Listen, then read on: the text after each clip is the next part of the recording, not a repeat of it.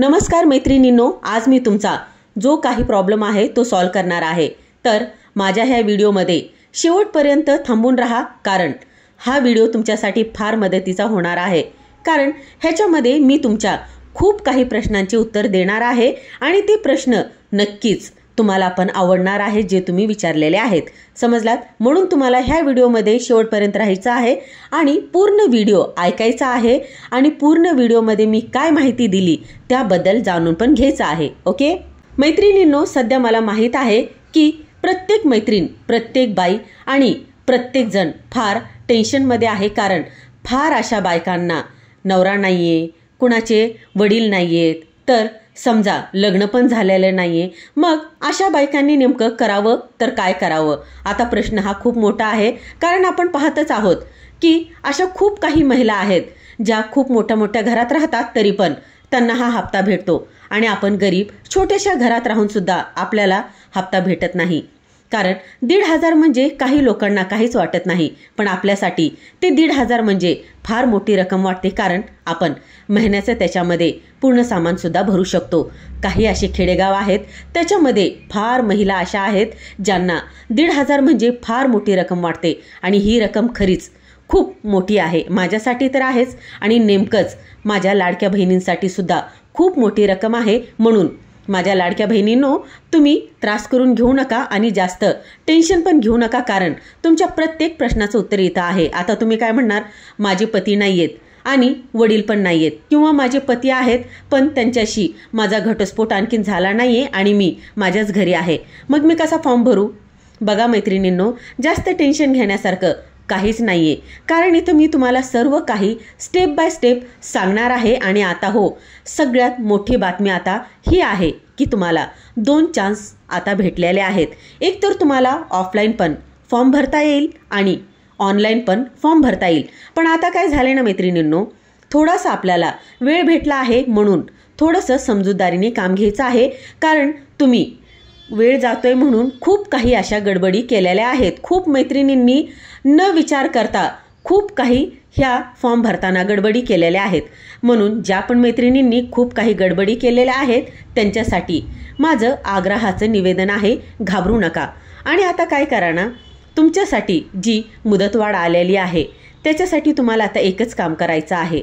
मला माहीत आहे फार महिलांनी वेळ जातोय, तारीख जवळ आलेली आहे असा विचार करून खूप गडबड करून ठेवलेले आहे, पण आता घाबरायचं नाही, कारण प्रत्येक महिलेला पैसा भेटणारच आहे। एवढ्या लवकर गडकरीताई आपल्याला ह्याच्यातून काढणार नाहीयेत, ही मला चांगली खात्री आहे। म्हणून माझ्या सगळ्या मैत्रिणींना एकच विनंती आहे की हा व्हिडिओ नक्कीच शेवटपर्यंत बघा आणि जे मी सांगते ते करा। तुम्हाला काय करायचं आहे, स्टेप बाय स्टेप फॉर्म भरायचा आहे, KYC करायची आहे। सगळ्यात आधी तुम्हाला काय करायचं आहे, मेन म्हणजे गुगल अकाउंटवरती जाऊन जे काही लिंक येते, यानी की माझी लाडकी बहन महाराष्ट्र गव्हर्नमेंट म्हणून एक ॲप ओपन होतो, त्याच्यामध्ये ही लिंक ओपन होते, त्याच्यामध्ये जा आणि सगळ्यात महत्त्वाची म्हणजे बातमी, घाबरायचं नाही। त्याच्यामध्ये अशी काही गडबड होत नाही। तुम्हाला सर्वात आधी सगळ्यात महत्त्वाचं काम स्वतःची KYC करून घ्यायची आहे। स्वतःची KYC पूर्ण झाली म्हणजे असं समजा की तुम्ही तिथपर्यंत पोहोचलेले आहात। म्हणून सगळ्यात आधी स्टेप 1 स्वतःची KYC करून घ्या। स्वतःची KYC झाल्यानंतर आता आपल्याला तिथं काय येतं, तिथं कॅप्चा येतो। परत आपल्याला तिथं विचारलं जातं, मी सहमत आहे का? हो, तुम्ही सहमत आहात। आपण काही चोर नाही हो की दरोडेखोर नाही आहे की आपण लाखोचा काही घोटाळा करत नाही आहे। येऊन जाऊन किती 2,000ची बाब, 2,000ची पण नाही आहे, 1,500ची बाब आहे, पण ते आपल्यासाठी फार महत्त्वाची आहे। फर्स्ट आपलं जे झालं ते झालं। आता आपण फर्स्ट KYC काय केली, स्वतःची। ओके, आता स्टेप 2 इथं काय आहे, स्टेप बाय स्टेप। आता ह्यांनी आपल्यासाठी खूप काही असा वेळ देऊन सुद्धा इथं आपल्याला एक माहिती दिलेली आहे। स्टेप 2 काय आहे हे पहा, मी तुम्हाला वाचून दाखवते। जिल्हा महिला बाल विकास अधिकारी कार्यालय, तिथं आपल्याला जायचे। ओके, ज्या महिलांनी आधीच खूप गोंधळ घालून ठेवलाय तो गोंधळ निपटण्यासाठी जे काही आपल्याकडे कागदपत्र असतील ते कागदपत्र घ्यायचे आणि आपल्याला इथं जावं लागणार। इथं काय लिहिलंय माहिती आहे का, लाडकी बहीण योजनेची एक KYC करण्यासाठी अधिक मुदत। आता आपल्याला किती वेळ भेटला माहिती आहे का? 31 डिसेंबर 2025 पर्यंत वाढवण्यात आली आहे. तसेच ज्या पात्र लाभार्थी महिलांचे वडील किंवा हयात नाहीत, पती वगैरे, तर घटस्फोट झालेला आहे, त्या लाभार्थी महिलांचे स्वतःचे KYC करावे. त्यांचे पती अथवा वडील यांचे अधिकृत मृत्यू प्रमाणपत्र, घटस्फोट प्रमाणपत्र किंवा न्यायाधीश आदेशांची जे संबंध असतात जिल्हाधिकारी माहिती व विकास अधिकारी यांच्याकडे जमा करावे. हे पहा मित्र आणि मैत्रिणींनो, मला एकच सांगायचं आहे, एवढं काही तुम्हाला टेन्शन घ्यायची ह्याच्यामध्ये गरज नाही आहे. कारण तुम्ही जर हा फॉर्म ओपन केला ना, आणखीन त्याच्यामध्ये हे काही दिसणार नाही. तुम्हाला फक्त स्टेप 1ची OTPची आणि स्टेप 2च्या OTPचीच फक्त तिथं ऑनलाईन माहिती दिसत आहे. आता तुम्ही म्हणणार आम्ही फॉर्म तर ओपन केलं तर पण हे काही दिसत नाही आहे. ही फक्त त्या ताईंनी आपल्याला माहिती दिलेली आहे आणि हे आणखीन हवेत आहे. पण तरी पण आपल्याला 31 डिसेंबरपर्यंत वेळ भेटलेला आहे, म्हणजे आपल्यासाठी ही आनंदाची बातमी आहे. आणि सध्या तुमच्याकडे जे काही डॉक्युमेंट्स असतील, समजा पतीचा घटस्फोट आपल्याकडे म्हणजे त्याचे काही डॉक्युमेंट्स वगैरे असतील ते जमा करून ठेवा.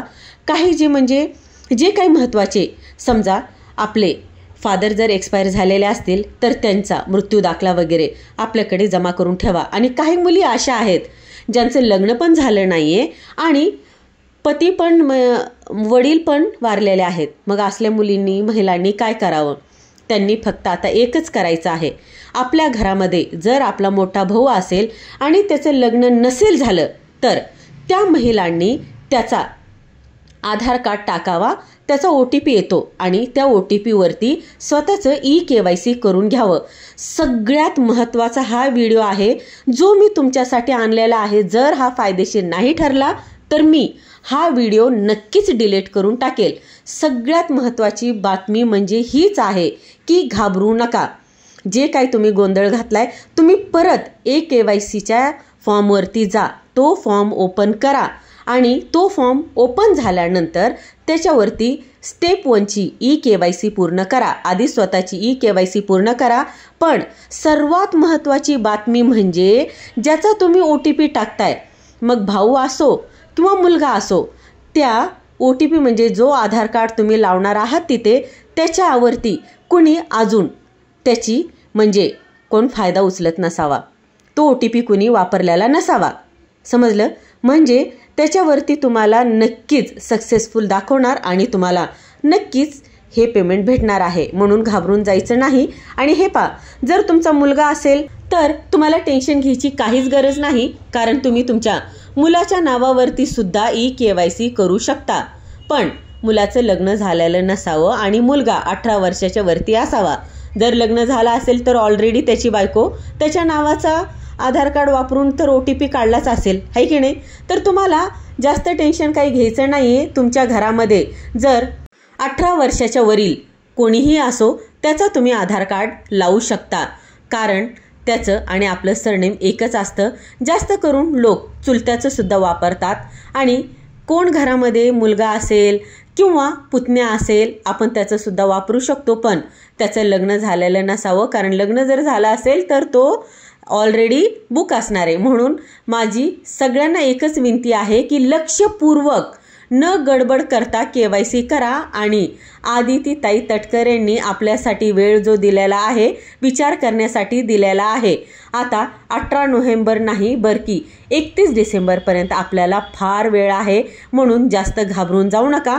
आणि ज्या महिलांनी गडबड केलेली आहे त्यासुद्धा महिला परत KYC करू शकतात. सगळ्यात आधी स्वतःची KYC करून पूर्ण करा, कारण आदितीताई गडकर यांनी स्वतः ट्विट करून सांगितलेलं आहे. स्वतः त्यांनी पुढं आग्रह केलेला आहे की महिलांना वेळ भेटला पाहिजे, म्हणून त्यांना 31 डिसेंबर 2025 पर्यंत KYCसाठी वेळ भेटलेला आहे. कारण खूप महिला खूप टेन्शनमध्ये आहेत की कुणाला पती नाही आहे, कुणाला पिता नाही आहे, तर खूप काही असे प्रॉब्लेम आहेत. आणि काही महिला अशा आहेत ज्या घटस्फोटीत सुद्धा नाहीत, तर त्यांच्याकडे घटस्फोटाचा किंवा पती नसलेल्याचा किंवा असे खूप काही कागदपत्र नाही आहेत. अशा महिलांसाठी सुद्धा आता गुड न्यूज आहे, कारण जास्त टेन्शन घ्यायचं नाही. स्वतःची KYC करून ठेवायची. स्वतःची KYC झाली की समजा आपले पैसे येणार म्हणजे येणार.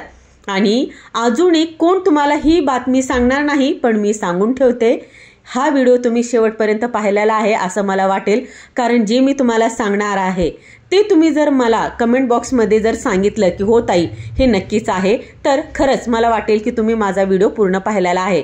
तर ऐका, ज्या महिला ज्यांचं आपण आधार कार्ड लावतो त्यांना OTP येतो, सगळ्यात महत्त्वाची बातमी म्हणजे त्या माणसाच्या नावावरती भरपूर प्रॉपर्टी नसावी, ही आतली बातमी आहे.